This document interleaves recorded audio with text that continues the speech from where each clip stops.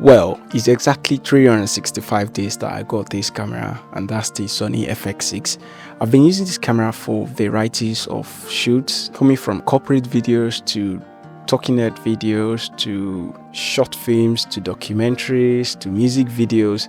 I've shot almost everything that you can think of on this particular camera, and call me whatever name you want to call me, a Sony fanboy. If you think I've been paid to say all of this I'll be saying in this video, or you think I'm just hyping this camera, well, that's your thoughts. But I'll still say what I will say, and the facts still remain that I still own this camera and I'll keep using it until I will be needing a replacement for it. But for now, I still love it and I'm still using it. Well, talking about things I love about this camera, well, the first and most important one for me is build quality and the reliability. Well, the build quality, you all know the FX6 is well built. Like, every part is fixed and okay, nothing is moving, nothing is shaking. And the reliability is the fact that for the past 365 days, I've turned on this camera like 4 or 3 times in a week, and it has never for once shut off or display anything off, and I've never had an issue with the high or any part of the camera. It's been working fine as it's meant to work, and I've enjoyed using it so far. The other important part for me on this camera is definitely the ND filter. If you know about this, there's an electronic ND filter on this camera and it is absolutely amazing. I've been using it. I came from using the Blackmagic OSAS 12K, and the internal ND on that camera, going to the FXs, I would definitely love to have another camera with an ND filter on it, because the moment you start using the internal ND filter on a camera, it will be very hard to go back to a camera without an internal ND filter, and that's the case for me when getting the FXs.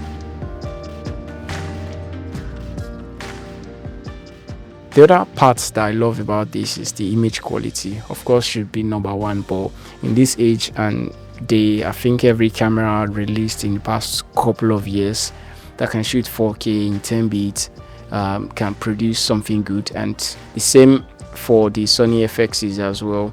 The image is beautiful.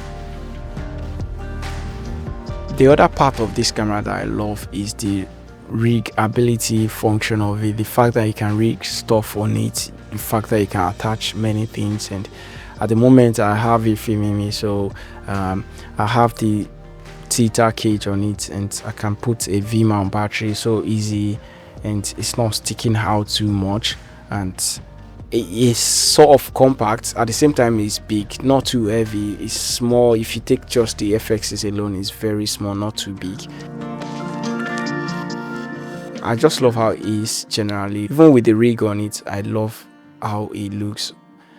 It's appealing to the eye, and that leads me to the last thing I probably love about this camera, and that's maybe not something to say about the camera in particular, but every time I've been using this camera, there's just this wow factor from the people looking at me holding this camera. So everyone that sees me with this camera is just like, wow, that is huge, wow.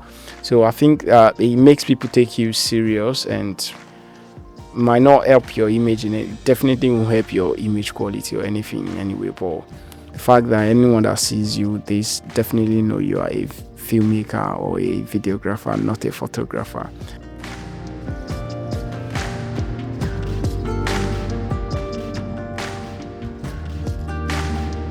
Of course, there are some things that are on this camera that are absolutely good, and I might not be talking about them, but for me, those are like those that stood out for me. And there are some other good things about this camera that like the 4K 120. Funny enough, I've actually not had the time to use the 4K 120. I've not had the need to use it. The autofocus, which that will probably be the reason why some people buy the FXs and all of Sony cameras. But for me, I've actually been using manual lens on this camera almost since I got it up to now. It's just been my Dizio film Verspeed Prime has been on it so far, and I've been manual focusing. And I've also not been using the ISO 12800 function, which I mean is also a selling point for Sony cameras, but I've actually not had need for it. Now let's talk about things on this camera that I don't like or I would love Sony to improve on. The most important one for me is the menu, and that is, I've been using this camera for 365 days, like I said, and I've not been able to master the settings. I have to keep going there forth and back every now and then. Well, I've used Blackmagic cameras, I've owned Blackmagic cameras, and the UI is so easy. The way all the informations are displayed are so glaring, and you can actually forget where you are going to. But with Sony's, there are just a lot of things jam packed in the menu system, which they are useful. But I mean, probably when the updates come for the Big Six menu, that will probably be the way to go for Sony. But at the moment, it's just a nightmare having to scroll through all of your menu system to get what you need. The other thing about this, talking about menu and the interface that I don't actually like, is the playback code. To play back a footage on this camera is, I don't know if it's possible, but every now and then when I have a shot and I would love to like look back at it, it's always very hard to scroll through your footage and get what you want to see. But on Blackmagic, is just with a swipe left and right to get what you want.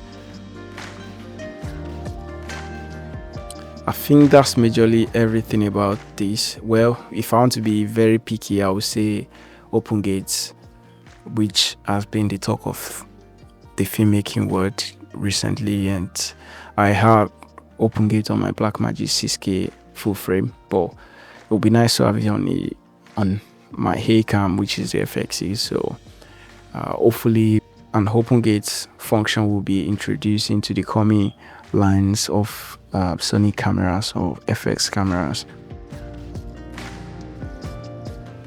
And that's all I have to say for today. Enjoy the amazing shots I've gotten from this beautiful camera.